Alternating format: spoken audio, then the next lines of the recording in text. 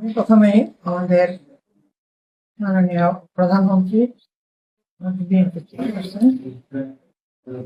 জনাব তারেক রহমানকে চিত্তে ধন্যবাদ জানাচ্ছি। উনি আমাকে এই দায়িত্বটা দিয়েছেন এবং কামনা করছি উনি যে বিশ্বাস এবং আস্থা রেখে আমাকে দায়িত্ব দিয়েছেন সেটা যেন আমি ঠিকমতো করতে পারি।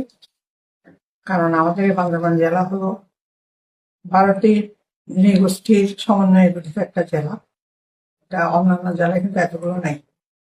সুতরাং সবাইকে সমন্বয় করে এবং আমাদের দেশনীতি এবং খালেদা জিয়া এবং আমাদের প্রয়াত প্রেসিডেন্ট শহীদ জিয়ার সন্তান তারেক রহমান সাহেব আমাকে যে দায়িত্বটা দিয়েছেন, আমি যথাসাধ্য চেষ্টা করব সবাইকে খুশি রেখে যাতে গোষ্ঠী যত আছে সবাইকে নিয়ে যাতে আমি বান্দরবান জেলাকে সুন্দর স্বপ্নদিত করতে পারি, এটাই আমার একমাত্র কামনা।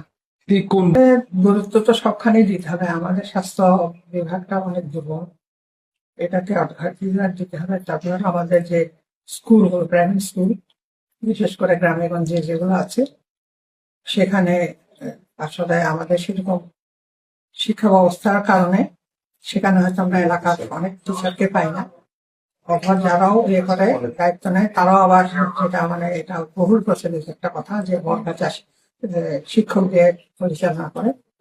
তো আমি আমার সদস্য যাকে এই দায়িত্ব দেওয়া হবে আমি বিশ্বাস করি তিনি বা অন্যান্যরা সবাই মিলে এই কথাটাকে দূর করে সত্যি সত্যি আমাদের এলাকার শিশুরা যাতে উপযুক্ত শিক্ষা পায় সেটা এবং যাতে সুচিকিৎসা পায় এই ব্যবস্থাটাই আমি প্রথমে নেব।